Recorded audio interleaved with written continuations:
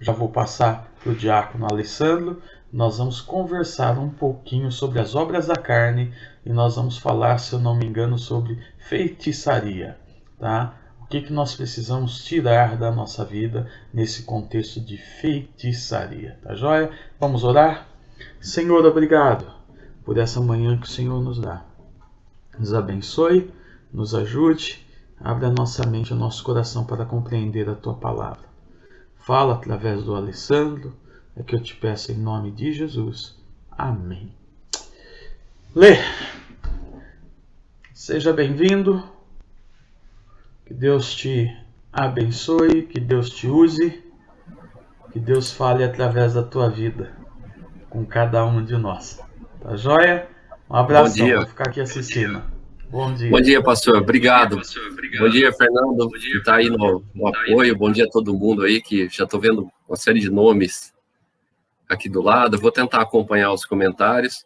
É um prazer enorme estar aqui com vocês de novo.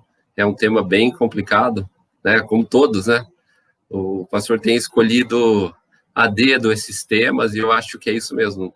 Nós, cristãos, não podemos nos furtar de temas complicados e complexos, né? Então, vamos lá.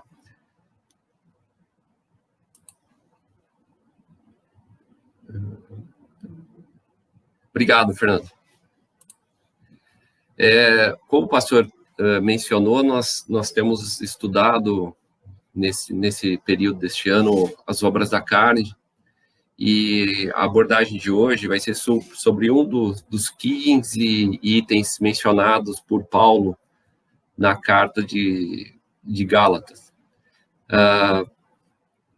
Só que antes de nós avançarmos, né, esse é o ciclo que nós temos trabalhado, as obras da carne versus as obras do Espírito, eu gostaria de fazer uma pequena recapitulação do conteúdo, até porque as aulas estão um pouco espaçadas, e como a gente está fazendo transmissão pela internet, não necessariamente a pessoa que está assistindo agora já viu a apresentação na sequência certa, então fica um registro. Perdeu alguma aula, volta lá no Facebook da igreja, nos vídeos, e verifica lá na sequência de aulas o que você pode ter perdido.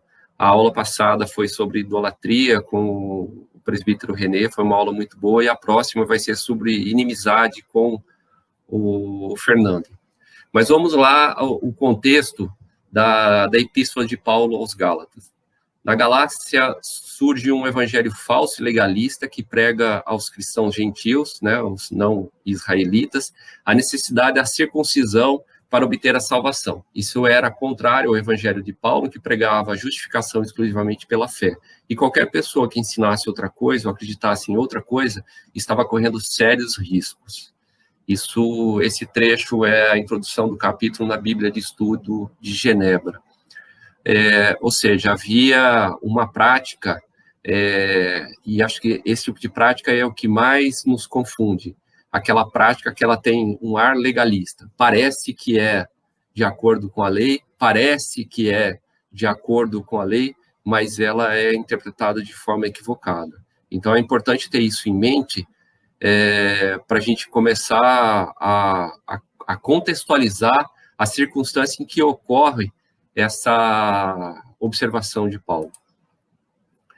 Aqui eu trago um pouco de um livro de um teólogo, o William Barclay, que escreveu um livro sobre as obras da carne, fruto do Espírito. Alguns comparam a carta aos Gálatas com a espada flamejante brandida pela mão de um grande espadachim, ou seja, é um golpe certeiro no coração dos pecadores. Nós, né, no nosso coração. Então, vamos lá aprender um pouco desse ensinamento tão antigo. E, recuperando o texto bíblico, me acompanha aí, eu já trouxe a leitura bíblica do trecho que nos interessa mais para esse estudo.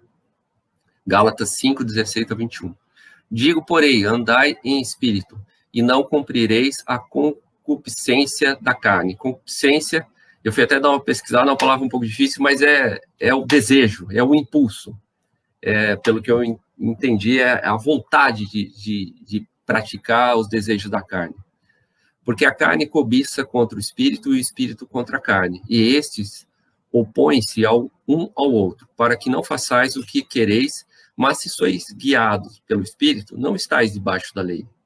Porque as obras da carne são manifestas. E aqui vem um ponto importante. Por que manifestas? Porque elas são conhecidas. Todos nós conhecemos as obras da carne. E aí ele faz um rol, que é o que dá um embasamento para a nossa reflexão nessas manhãs de domingo. Então, quais são as obras da carne? O adultério, a fornicação, a impureza, a lascívia, a idolatria, que o René já tratou, a feitiçaria, as inimizades, as porfias, emulações, iras, pelejas, dissensões, heresias, invejas, homicídios, bebedices, glutonarias e coisas semelhantes a estas, acerca das quais vos declaro, como já antes vos disse, que os que cometem tais coisas não herdarão o reino de Deus. Ou seja, se você, eu, nós, todos nós, estamos envolvidos nessas obras, atenção, já tem um aviso aqui, porque nós precisamos urgentemente rever a nossa posição. Embora façamos, aparentemente, o que está na lei. Ah, mas eu estudo a Bíblia. Ah, eu sou professor da Escola Bíblica Dominical, eu estou aqui. Então, vamos olhar cada um para o nosso coração e verificar o que realmente nós estamos praticando, fazendo. E há um agrupamento das obras da carne, também recapitulando um pouco do que a gente viu e já mencionando coisas que nós veremos. Eu achei muito interessante porque os teólogos fazem essa junção como nós estudamos direito, e por tipos de crimes, né? No direito, quando você estuda penal, você estuda crimes por grupos, né? E nós temos aí um primeiro grupo, os pecados sexuais. Quais são? As imoralidades, e incluindo, né, todas as relações sexuais ilícitas. Segundo pecado, a impureza. Impureza, interessante, palavras, pensamentos e intenções, né? A libertinagem e a lascívia. Nós temos ali a falta de domínio próprio e a pessoa entregue aos desejos pecaminosos. Vamos lá, então, ao segundo grupo de pecados. São 4 no total. Os pecados contra o corpo, a embriaguez e as glutonarias. É preciso lembrar que, na época de Paulo, existiam práticas pagãs, né, orgias ao deus Baco, lá em Roma, e as pessoas comiam e bebiam ao exagero, celebrando um deus pagão. E vamos aos pecados espirituais, que é esse bloco que o René começou e eu devo fechar hoje.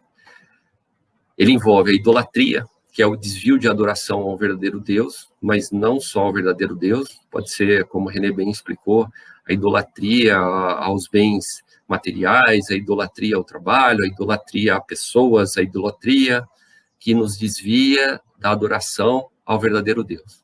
E o tema de hoje, feitiçaria, que é a fé, a confiança num certo tipo de magia, ao invés da confiança em Deus. E os próximos temas associados à obra da carne estão no quarto grupo, pecados da alma, que são os pecados praticados contra as outras pessoas. As inimizades, discórdias, ciúmes, a ira, o egoísmo, dissensões, heresias, inveja, e aí vai. O que nos interessa nesse momento é a feitiçaria. E William Barclay nos faz uma análise, né, desse rol que Paulo nos deixou, né? Ninguém era mais consciente das tensões da natureza humana que Paulo. Para ele era essencial que a fé e a liberdade cristãs não significassem liberdade para satisfazer o aspecto mais baixo da natureza humana, mas sim liberdade para viver a vida do Espírito. Aqui, o apóstolo nos oferece um catálogo de coisas que são más. Através de cada palavra, há todo um quadro, por isso que se tem que considerar separadamente. Ou seja, é preciso entender que liberdade não se confunde com libertinagem. Nós temos liberdade, mas nós temos responsabilidade como cristãos. E vamos ao objetivo, então, para já começar a entrar no nosso tema. Qual é o objetivo de Paulo a relacionar essas obras da carne? Que a gente identifique quais são as obras em nós mesmos e possamos rejeitar essas obras e nos dedicar às obras do Espírito, que é o próximo é o próximo bloco, né, de considerações que ele faz, de práticas que são positivas para o cristão.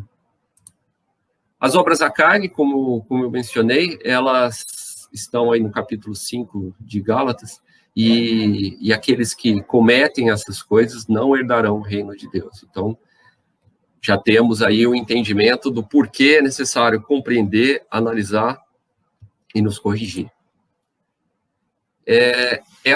Eu tentei sintetizar uma definição extraindo de uma apresentação do reverendo Augusto Nicodemos, quando ele fala sobre as obras da carne e menciona a feitiçaria. De uma maneira muito simples, porque a apresentação dele é mais completa, mas feitiçaria, o que seria? Seria tentar servir a Deus, ou a um outro Deus, através do ocultismo.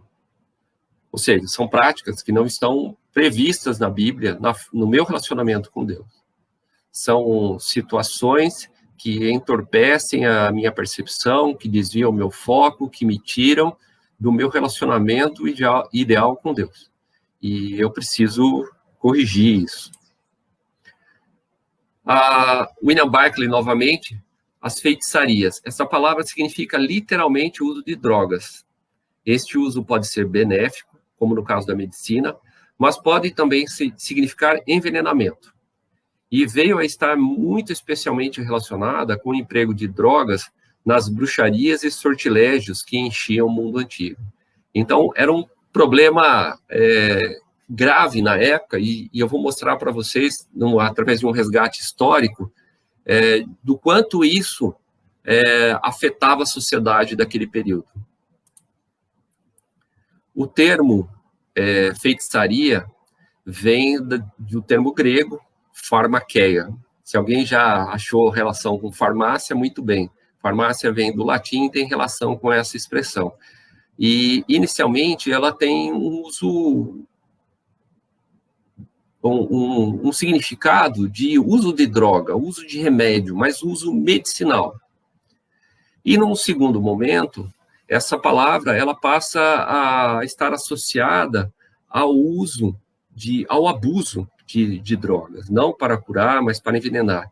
Então, vejam, essa prática na antiguidade, ela envolve a manipulação de elementos, ela envolve o conhecimento de pessoas que tiravam substâncias de elementos da natureza, manipulavam elementos, né? Nós temos aí todo um histórico de literatura e de conhecimento até os dias atuais, de substâncias que são usadas em práticas religiosas para levar a um transe, que é um caminho para uma divindade. Nós temos aí o uso de drogas que entorpecem a vida da pessoa, né, que desviam essa pessoa da vida e causam uma escravidão, ou seja, o abuso, a manipulação de elementos que vai levar a uma dependência nociva à vida espiritual e à vida da pessoa, né?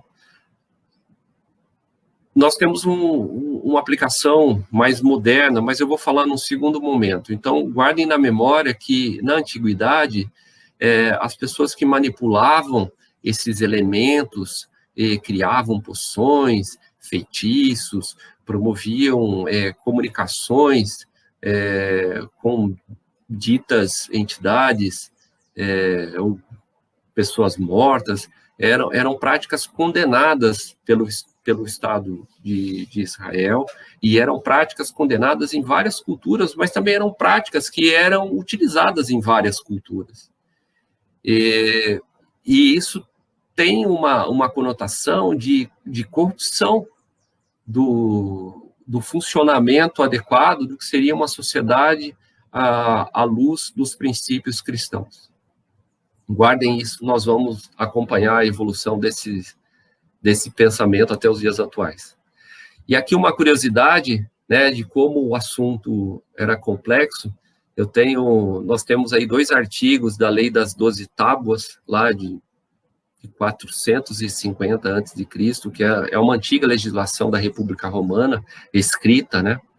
Havia muito na época a legislação aplicada pelo grupo de pessoas que detinha o poder de dizer o que é certo perante a lei. E houve uma ruptura e algo bastante interessante, que foi escrever, mas isso já tinha acontecido com Moisés, né? Os 10 mandamentos escritos são uma prática que nós utilizamos até hoje para tentar evitar o subjetivismo, para tentar evitar que algumas pessoas conheçam a lei, não compartilhem esse conhecimento e usem para dominar outras pessoas. Mas vamos lá, as 12 tábuas, elas são um documento jurídico interessante da antiguidade, e olha o que elas falam sobre a feitiçaria. Está lá na tábua 7. Aquele que fizer encantamentos contra a colheita de ontem, ou a colher furtivamente à noite, antes de amadurecer ou cortar depois de madura, será sacrificado a Ceres. Imaginem uma pessoa que vai lá, se diz feiticeiro, descobre uma praga que come aquele tipo de colheita, vai lá e introduz na plantação de alguém aquela praga se multiplica, ela está manipulando elementos naturais para destruir aquilo. Ou ela pode simplesmente usar produtos químicos para matar aquela plantação, e furtivamente isso ganha uma conotação tão importante que na antiguidade o homem achou necessário colocar isso na legislação e prever a morte para quem praticasse essa bruxaria, né? E vamos lá ao segundo item que nos chama a atenção: se alguém matar um homem livre e empregar feitiçaria e veneno, que seja sacrificado com o último suplício. Ou seja, aquela pessoa que consegue manipular os elementos químicos, que consegue ir lá e tirar a morte de alguém de uma forma furtiva, né? Agora, imagine isso num contexto de bruxaria, né? Não necessariamente isso tem a ver com o sobrenatural, mas isso tem a ver com o que a pessoa vende, né? Na antiguidade, né? Que seja charlatão ou não, mas ela está vendendo que ela tem poderes sobrenaturais e ela consegue comprovar que ela faz aquele intento, e algumas pessoas vão acreditar. O milagre tem um efeito de arregimentar pessoas que acompanharam, mas esses feitos da antiguidade, com as limitações de conhecimento, tinham um impacto muito forte na sociedade. E nós passamos mais de 2.000 anos disso, e esses elementos ainda continuam tendo um elemento muito forte na sociedade, e algumas pessoas continuam a acreditar nessas práticas. Mas vamos a um trecho da Bíblia que eu gostaria de analisar com vocês sobre as consequências desse tipo de prática, desse tipo de feitiçaria, né? Nós vamos lá para Moisés, quando Moisés tentava convencer o faraó a libertar o povo de Israel, e é muito interessante o efeito que os magos do Egito conseguem fazer na percepção do pastor. Acompanhe a leitura, por favor. E Moisés era da idade de 80 anos e Arão da idade de 83 anos, quando falaram a Faraó. E o Senhor falou a Moisés e Arão, dizendo: quando Faraó vos falar, dizendo, fazei vós um milagre, dirás a Arão, toma a tua vara e lança diante do Faraó, a vara, ela se tornará uma serpente. Então Moisés e Arão foram ao Faraó e fizeram assim como o Senhor ordenara. E lançou Arão a sua vara diante do Faraó e diante dos seus servos, e tornou-se em serpente. E o Faraó também chamou os sábios e encantadores, e os magos do Egito fizeram também o mesmo com os seus encantamentos. É interessante porque nós não temos muitos detalhes, né, dos recursos que foram usados para fingir, mas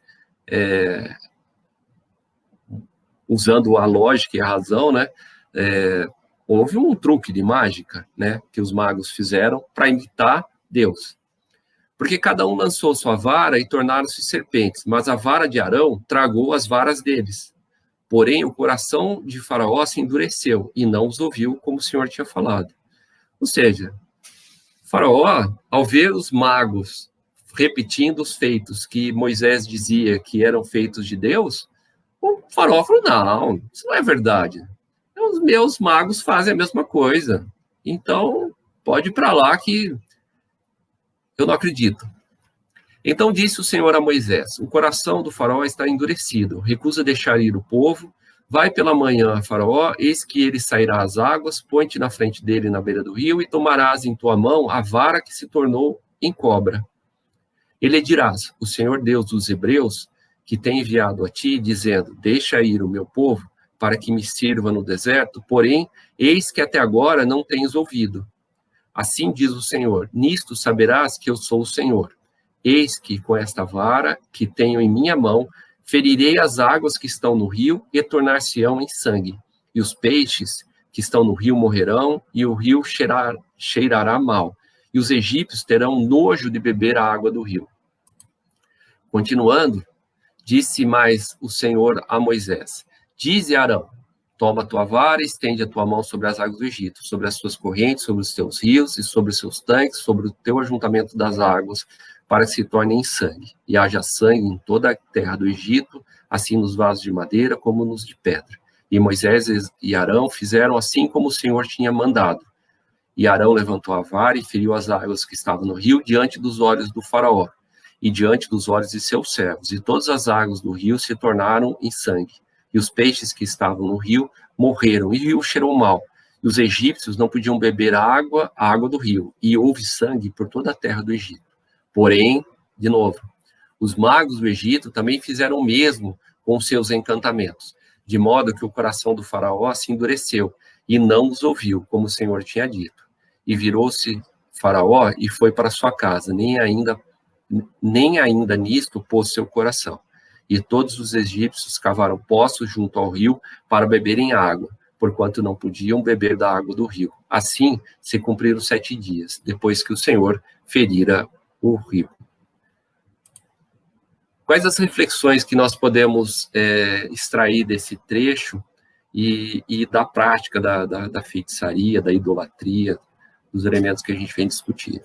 Primeiro, que a feitiçaria sempre foi usada como uma arma, como recurso contra o povo de Deus, para endurecer o coração e para desviá-lo do caminho da justiça. O que essa prática dos magos ela faz, e a prática dos feiticeiros, ela desvia a percepção do plano de Deus. Ela passa a impressão de que o oculto domina os elementos que somente Deus pode controlar. É como uma negação da providência divina, né? As pessoas param de acreditar nos planos de Deus para acreditar no plano ditado por algo que elas nem sabem o que é e não tem condições nenhum de verificar se aquilo é verdadeiro ou não, enfim. Nós sabemos que não é verdadeiro. No caso dos magos, isso tem um efeito danoso, porque dá a entender ao faraó que Moisés era um charlatão, quando na verdade o charlatão era um mago, que imitava, que usava de recursos, de elementos, usava de fantasia para simular uma situação que Deus de fato estava criando. E é interessante que até hoje nós podemos assistir documentários que tentam explicar as pragas do Egito, né? Eu já assisti um documentário uma vez em que se explicava que a água vermelha poderia ser resultado de uma proliferação de algas e que tornaram a água do rio vermelha, e por conta disso extraiu o oxigênio da água e morreram os peixes, e morrendo os peixes a qualidade da água muda, apodrece, né? A carne apodrecida, ela vai atrair outros elementos, sujeira, doença, e quem tomar aquela água vai ficar doente, né? A água é poluída. Agora, é interessante que isso ocorra, mesmo que a explicação seja essa, no momento em que Deus determinou, né? Seria muita coincidência achar que todas as pragas do Egito, elas foram resultado de coincidência, né? Moisés ficou sabendo que, por coincidência, o povo do Egito ia passar por aquela situação e, naturalmente, né, a natureza produziu aqueles fenômenos, né? Então, nós, homens, não conseguimos imitar aqueles fenômenos. Nós podemos tentar explicar aqueles fenômenos, mas algo provocou aqueles fenômenos, e provocou no momento em que queria que aqueles fenômenos tivessem um impacto. Voltando à questão da feitiçaria, ela tem um impacto ruim, porque ela desvia o sentido e a percepção das pessoas para algo que não é o correto. Elas desviam a percepção da pessoa para o plano de Deus. Elas reduzem a importância de Deus. Elas abalam a confiança em Deus. Elas, aparentemente, dão poderes a homens que só Deus teria. Até que se descubra que a pessoa está na prática do charlatanismo, muita gente foi enganada. E veja, uma pessoa desesperada, ela é facilmente controlada. O desespero, a falta de fé, a falta de esperança, ela sempre produziu tragédias na nossa história. Então, todas as vezes que nós desviamos o foco daquilo que importa, nós percebemos aquilo que não importa. E, por fim, eu já mencionei que enfraquece a confiança em Deus, por quê? Passamos a acreditar que Deus não é mais necessário, né? Que o intermediário que nos coloca ali, a solução fácil, é o que vai nos ajudar, é o que vai nos salvar. E vejam, a impressão que nós temos analisando a história bíblica é que, em geral, a humanidade está sempre procurando a tábua mais fácil. Está morrendo afogado, está passando por situação, Deus estende a mão, só que estender a mão implica numa série implica em assumir um caminho mais difícil, mais exigível, mais exigido de responsabilidade e de mudança, e nós preferimos olhar para o lado, catar a primeira tabuinha ali e ficar ali boiando para tentar respirar um pouquinho e seguindo a vida. Nos dias de hoje, que é o que nos preocupa, como trazer essa reflexão sobre a feitiçaria para os dias de hoje? Nós já vimos ali da manipulação de elementos, né? Envolvido com a prática da bruxaria. Eu encontrei vários itens que atualizados, né? Que esse termo foi atualizado, e vamos refletir inicialmente por esses aqui. Nós temos uma prática, né? Em vez de orar, né? E pedir orientação a Deus, o que essa feitiçaria ela nos provoca em termos de desvio? Ela nos leva a acreditar que é possível tomar decisões em leituras de carta, leitura de mão, no horóscopo, nas consultas espirituais, e todas as outras práticas que nós temos aí conhecimento,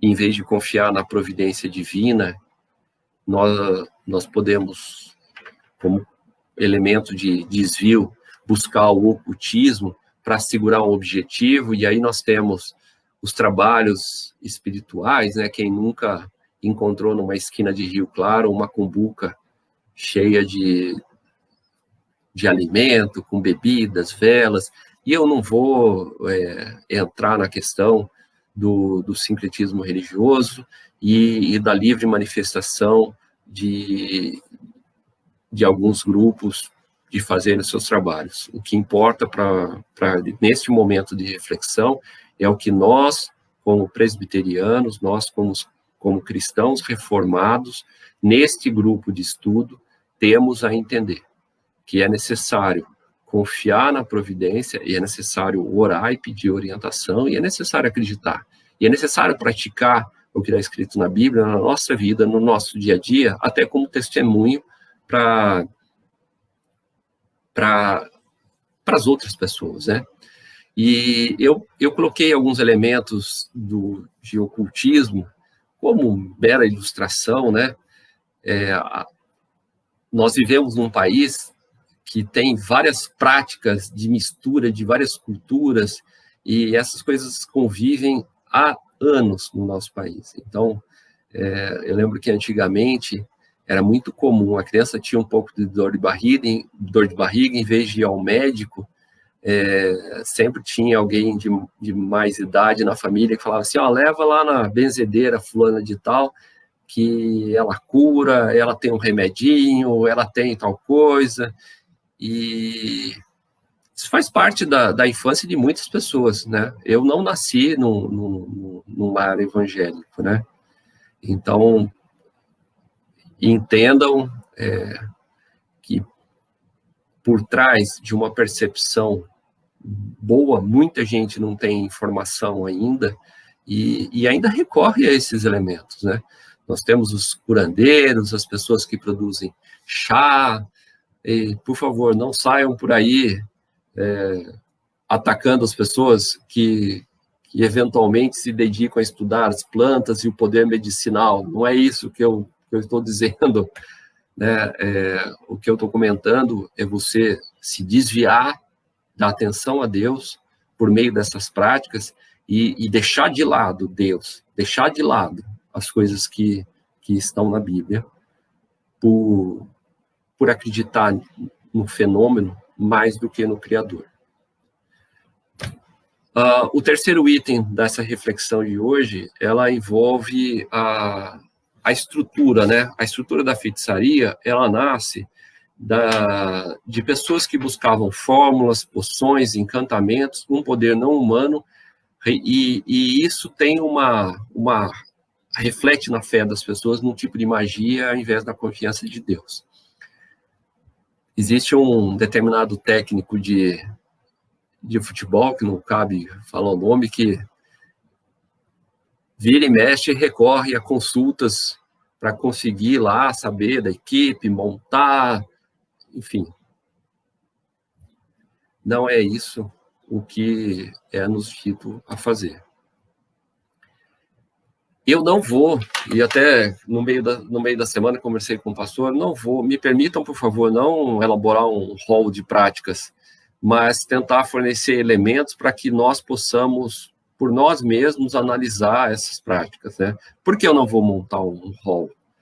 Porque eu comecei a fazer a pesquisa, olhei vários autores, não necessariamente da nossa denominação, mas teólogos, um pessoal mais moderno, e aí entendi que houve uma atualização do sentido da palavra feitiçaria, no sentido bíblico que nós já analisamos, e foram incluídas algumas práticas de acupuntura, yoga, e é preciso ter um pouco de cuidado com o elemento que me parece ser o elemento normativo da determinação de Deus, né? Me permito emprestar uma forma de pensar do direito penal. Um crime só acontece quando você pratica uma conduta nos exatos termos de uma conduta que é considerada crime pela lei. E a conduta, normalmente, ela é expressada por um verbo. E esse verbo, ele é um elemento da norma que nos diz o que pode e o que não pode ser feito. Então, observando lá do início que o Augusto Nicodemos nos ajudou a enxergar. A questão é a palavra servir. Na idolatria, servir a outros deuses. Na feitiçaria, servir ao ocultismo, servir a outras práticas que não são as práticas da Bíblia. Então, a questão é, por meio das práticas, você está servindo a quem? Vou dar um exemplo. Eu tenho um problema crônico na minha coluna. E eu fui ao médico e o meu ortopedista me indicou sessão de fisioterapia de acupuntura. Acupuntura no sentido de ato médico, no sentido de ir lá, me submeter a estímulos para melhora daquela região afetada. Eu não estou indo lá para servir ao ocultismo, relegando a ciência, relegando Deus, deixando Deus de lado. Então, por isso que eu peço a compreensão de não elaborar um rol de práticas. Mas cada um vai poder saber que Deus está servindo, né? Cada um pode chegar e analisar o quanto aquela prática está fazendo o efeito da feitiçaria na vida. E é isso que, atentando para o verbo servir, é possível identificar todas as práticas que fazem mal, que estão associadas a esse pecado, ao que Paulo, a mensagem original que Paulo está nos passando. Lógico, tem dúvida. Tenho certeza que o pastor, os presbíteros, os outros amigos da igreja podem tentar ajudar a interpretar se aquela prática fere ou não. Mas vamos, para todos os efeitos, nos concentrar no sentido de Paulo.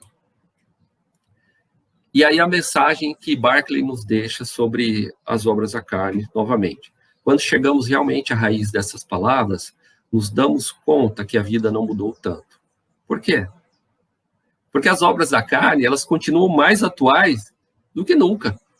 E é interessante que esse texto, escrito lá nos primórdios da vida cristã, ainda tenha tanto significado de necessidade de reformulação interior das pessoas. Nós melhoramos na tecnologia, nós melhoramos nos recursos de saúde, nós melhoramos, já fomos à Lua, né, nós analisamos as menores partículas, estudamos o Big Bang, mas continuamos vulneráveis a um vírus. Continuamos vulneráveis aos pecados que foram listados lá no passado, no contexto daquela civilização, e que ainda não foram superados. E o convite que Paulo nos faz é acreditar que a salvação ela já se concretizou, né? E que nós precisamos mudar. Nós precisamos mudar. E a questão que nos resta dessa análise que nós fazemos é quem vence essa batalha entre o espírito e a carne dentro de nós mesmos. Essa arte ela é retirada de uma historinha que já tem na internet, ela tem várias expressões, né? Vence quem e você alimentar. Então, qual você alimenta? Você alimenta as obras do espírito? Então, o espírito vai vencer. Você alimenta as obras da carne? A carne vai vencer. Não dá para conviver com os dois e achar que o resultado, como Paulo já nos advertiu, vai ser o mesmo. Aquele que se preocupou com a carne vai ter problema. Aquele que se preocupou com o espírito está no caminho certo.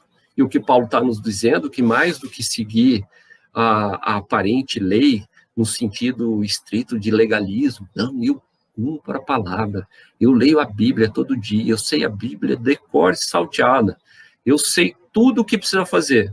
Aí a questão é, como estão suas obras? Como está seu canteiro de obra? Seu canteiro de obra está do lado do espírito ou seu canteiro de obra está do lado da carne?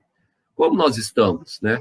Esse é o convite que Paulo nos faz em Gálatas. Olhem para dentro, vamos olhar para nós mesmos, olhar para dentro e verificar em que ponto nós estamos do nosso percurso, do nosso relacionamento com Deus. Nós estamos focados no que precisa ser compreendido, praticado, entendido, ou nós estamos com a percepção desviada pela idolatria, desviada pela feitiçaria, desviada por aquelas coisas que afetam o nosso relacionamento com Deus. Aos casados, é possível continuar casado se você não consegue acreditar e não consegue ter o mínimo de confiança com o seu parceiro, com a sua parceira, com a sua esposa, com o seu esposo? É possível você continuar no seio de uma família se você não tem confiança no outro? A relação com Deus, é lógico, é muito mais complexa, muito mais impactante, muito mais forte, mas como você vai se relacionar com Deus se você não acredita nele? Como você vai se relacionar com Deus se você dá uma desviadinha ali e em vez de orar para Deus, vou olhar para esse aqui, orar para esse aqui, porque esse aqui já deu uns resultados bons aqui, né? Aquela confusão, né? Entre Deus está praticando a obra na vida da pessoa, mas a pessoa está olhando para algo do lado, né? E está falando, não foi Deus, foi esse aqui, tudo. Então, acho que a grande questão dessa manhã é refletirmos sobre o nosso interior, assim, o nosso canteiro de obras. Ele está de que lado? Nas obras do Espírito ou nas obras da carne? E o que diz a lei de Deus, né? Eu gosto muito de usar o Catecismo Maior de Westminster,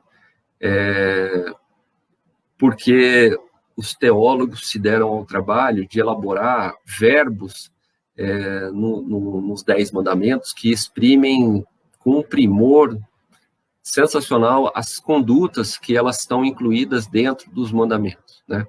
E sobre essa questão da feitiçaria, embora esse termo não esteja no catecismo, eu encontrei uma expressão de encantamento relacionado ao terceiro mandamento. Então, gostaria, se me permitirem, de retomar.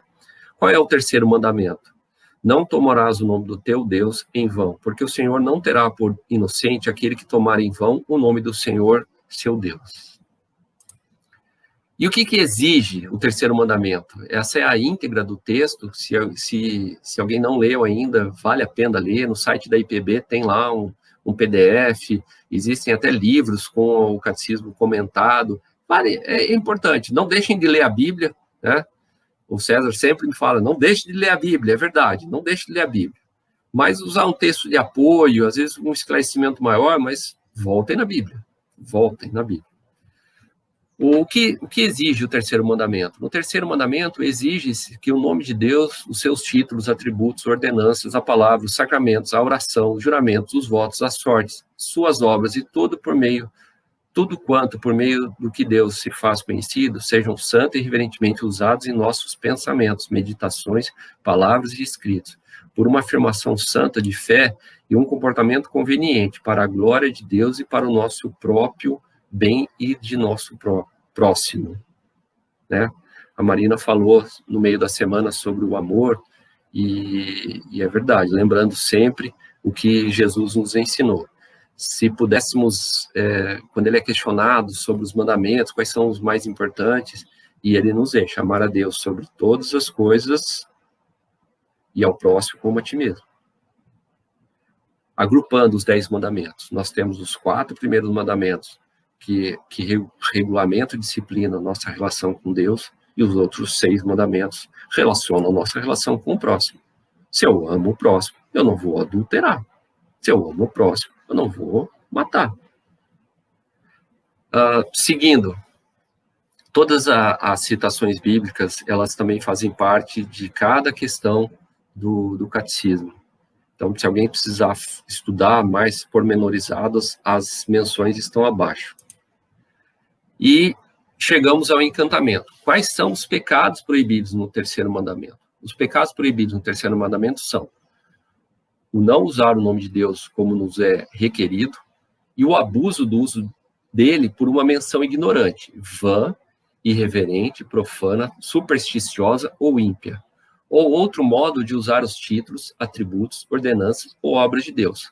A blasfêmia, o perjúrio, toda abominação, juramentos, votos, sortes, ímpios, a violação dos nossos juramentos e votos quando lícitos e o cumprimento deles se por coisas ilícitas, a murmuração e as rixas, as consultas curiosas e a má aplicação dos decretos e providência de Deus, a má interpretação, a má aplicação ou qualquer perversão da palavra ou de qualquer parte dela, as zombarias profanas, questões curiosas e sem proveito, vãs contendas ou a defesa de doutrinas falsas, o abuso das criaturas ou de qualquer coisa compreendida sob o nome de Deus para encantamentos e concupiscências, que é o desejo contrário à razão, é um instinto humano pecaminoso, de práticas pecaminosas.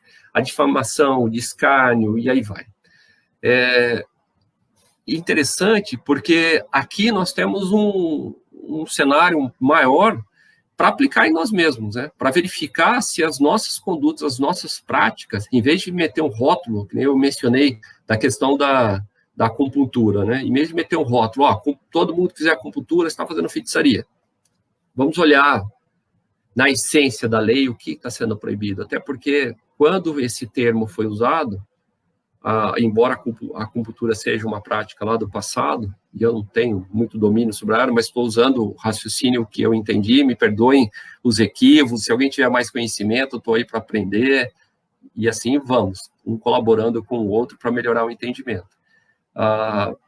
No momento em que Paulo fala aos Gálatas, ele está preocupado com as práticas que desviavam o olhar de Deus e lançavam o olhar para o oculto, lançavam o olhar para práticas que na essência são a negação da Bíblia, são a negação da palavra. Então nós temos que nos atentar se essas práticas elas estão de acordo ou não. Se elas estiverem de acordo, ok. Se elas não estiverem de acordo, não cabe a nós dizer que, não, é relevante, pode ser, não. Temos que, aqui, acho que é a grande responsabilidade do texto bíblico, né? O texto bíblico, ele é difícil de entender, né?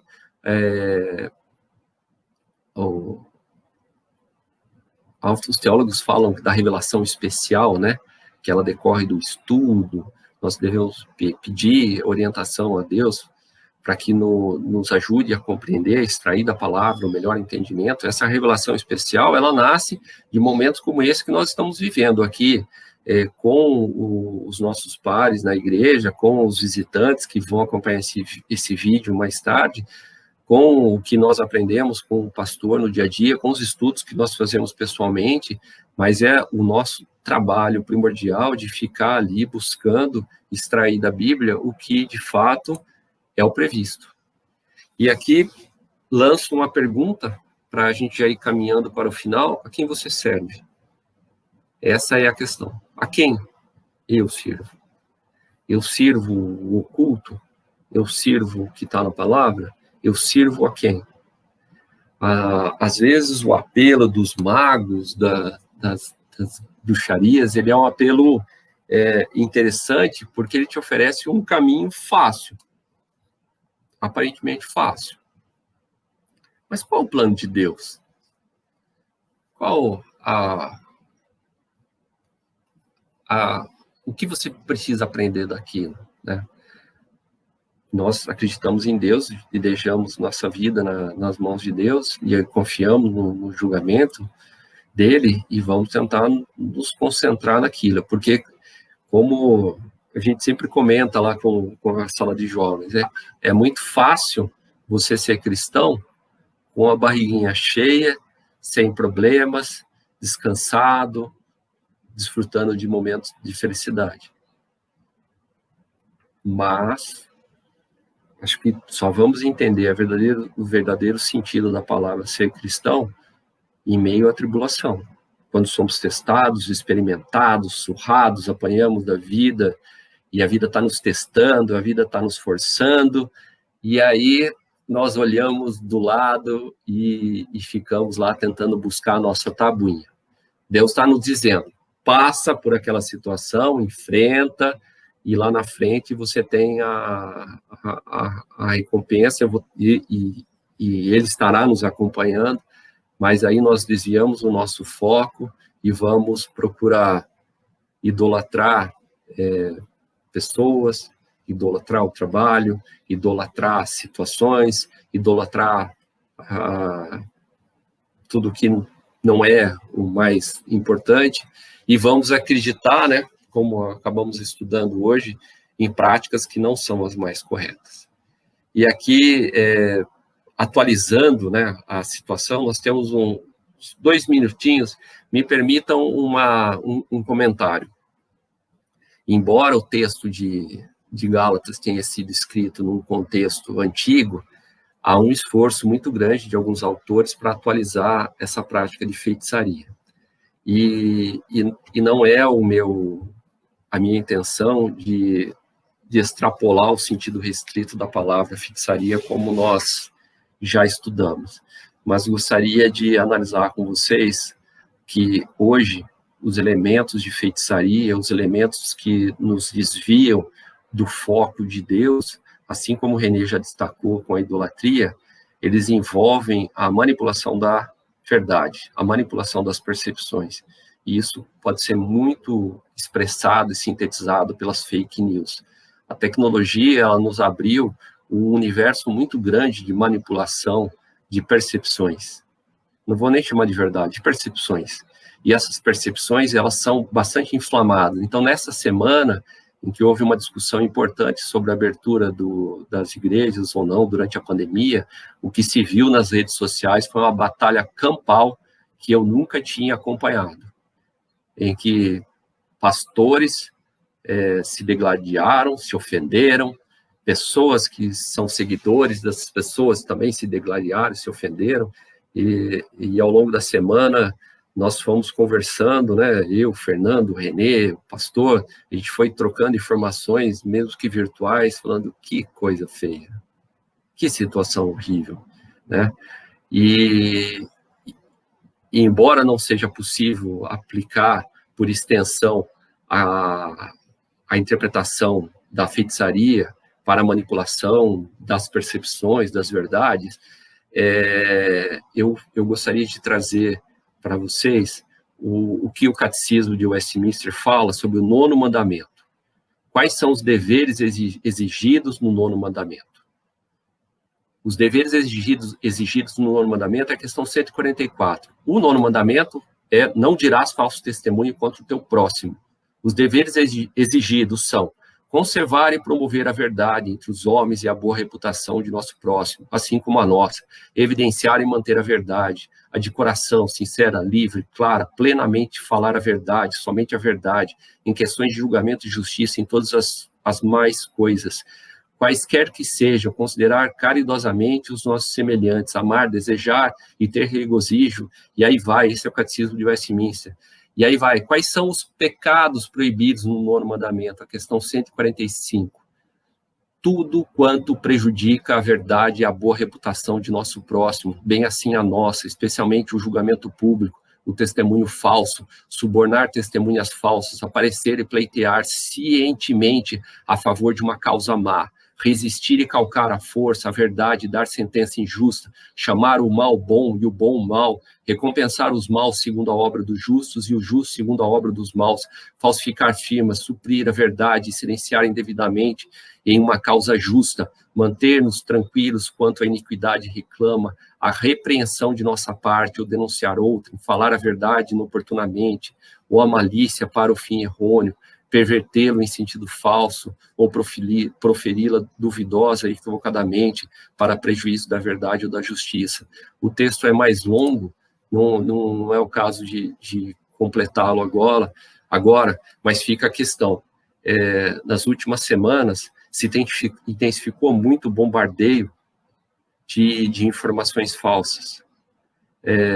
Essa semana um irmão veio me perguntar se era verdade que os políticos cristãos iam ser caçados, que nós viraríamos um outro país comunista, Irmão, calma. Existem pessoas na igreja com formação em direito, existem pessoas na igreja com várias formações. Se os cristãos políticos estivessem em risco, certamente a nossa igreja já teria falado alguma coisa, o nosso pastor já teria comentado, certamente o nosso conselho já teria alguma informação, certamente alguém já teria alguma informação, e não o zap que você recebeu de uma pessoa, de uma fonte desconhecida, que você nem sabe a origem, e você sai lá reclamando, disparando, informando, levando terror, tocando o terror na vida das pessoas, sabe? Então, eu creio que se Paulo estivesse escrevendo Gálatas agora, ele estaria colocando, assim, entre os elementos da obra da carne, espalhar a mentira. E aí eu recuperei uma revista que nós estudamos há uns anos atrás, Crescendo na Vida Cristã, uma lição lá de Mateus. Bem-aventurados os pacificadores, porque serão chamados filhos de Deus. E é interessante que esse trecho nos invoca: você será bem-aventurado quando desejar a paz e fizer tudo para que ela seja instalada e mantida no meio em que vive, família, trabalho, igreja, escola, sociedade. Existe um sentido mais profundo para pacificadores, que é aquele que leva os homens à paz em Cristo. O verdadeiro crente goza de paz com Deus, com seus semelhantes, e leva ao mundo o evangelho da paz e a reconciliação com Cristo.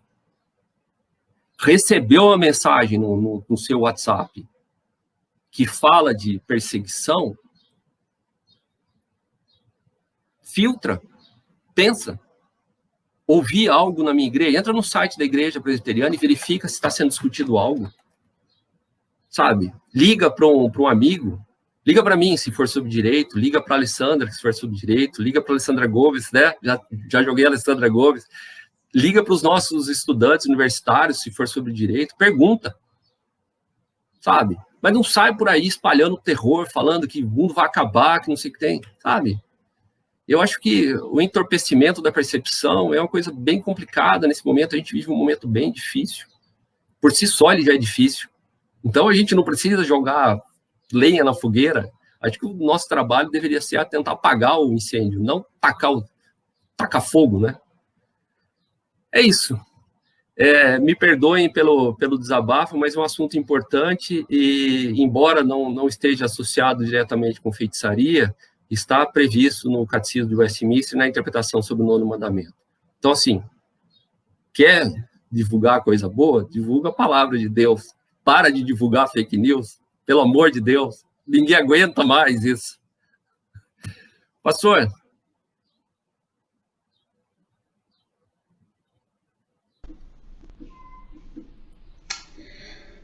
Lei, brigadão, né?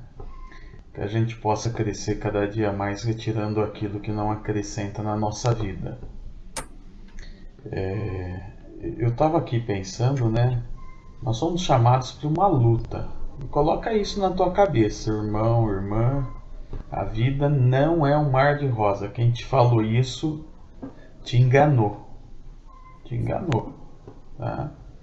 Porque a gente tem essa ideia, né? Que a gente vive no mar de rosas. Não foi, não. Mentira, mentira. Né? Vou usar até uma ilustração para entender melhor. Eu falo isso lá na igreja constantemente, né? Casar é fácil. Rapaz, fazer casamento é a coisa mais linda. Né? A noiva bonita, o rapaz corta o cabelo, faz a barba, se veste elegante, gasta uma fortuna na festa. Tá? É maravilhoso conviver junto depois da festa. Tá? É uma arte de ceder, uma arte de recuar, uma arte de perder, uma arte de ganhar. Tá? E isso vai ser, sabe até quando? Até a morte de um. Até a morte de um. Porque essa é a nossa luta. É mais ou menos assim as obras da carne e os frutos do Espírito, viu, Lê? Vai ser uma luta até o último dia. Até o último dia. Né? Como você disse, né? Qual leão vai ganhar? Tá? E a gente precisa ter em mente que em alguns momentos a carne vai ganhar. Infelizmente. Tá? Em outros momentos, os frutos do Espírito vão ganhar. O que a gente não pode é deixar de lutar, porque tem muita gente que deixa de lutar no meio do caminho e se entrega. Tá? Vou viver na glutonaria, vou viver na prostituição, vou viver na lascívia, vou viver na imoralidade, vou viver nisso. E se esquece, né? Que tem uma luta interna dentro dele. Se eu fosse perguntar, né? Eu gosto muito de algumas colocações de alguns pastores. O Cláudio Duarte, ele é louco, né? Tem umas coisas que ele fala que biblicamente ele é meio complicado, mas ele tem umas coisas que ele fala interessante, né? E numa das coisas que ele disse a respeito de casamento, eu concordo com ele, né? E ele diz assim: rapaz do céu, como é difícil viver junto. Como é difícil. Tá? Como é difícil. E é verdade, ser cristão não é fácil fazer a vontade de Deus. Mas que a gente possa fazer a vontade de Deus no mundo onde a gente está inserido. Tá? Tomando cuidado com as coisas que têm influenciado negativamente a nossa família, o nosso dia a dia. Tá? Lê, ora pra gente terminar, por favor. Senhor Deus, agradecemos pela oportunidade de estarmos aqui em mais um domingo estudando a sua palavra, Senhor. Que o Senhor possa nos orientar ao longo dessa semana, para que nós possamos, Senhor, levar luz e paz, dar testemunho lá fora, Senhor. Que nós possamos aplicar tudo o que estamos estudando nesse momento para nos reformarmos, Senhor, para mudar o nosso interior, mudar os nossos pensamentos, mudar os nossos impulsos, segurá-los, Senhor, mudar a nossa prática no dia a dia, Senhor, que o Senhor possa nos orientar para que a gente sempre extraia da Bíblia o melhor entendimento, Senhor, em benefício do reino, que o Senhor nos use, Senhor, e possa nos usar e para isso nos capacite, Senhor, para que nós possamos ser luz no mundo, Senhor. Que o Senhor abençoe cada autoridade desse país, Senhor, que o Senhor ajude os cientistas, as autoridades, Senhor, todas as pessoas que de fato podem trabalhar de forma positiva para acalmar o drama dessa pandemia, Senhor. Que o Senhor leve no coração das pessoas que morreram, ao conforto dos familiares das pessoas que morreram, Senhor. Que o Senhor possa nos ajudar, Senhor, nesse momento. E que logo nós possamos estar todos juntos na igreja novamente, Senhor. Todos nós, Senhor. É a oração que eu faço, Senhor, em nome de Jesus. Amém. Amém.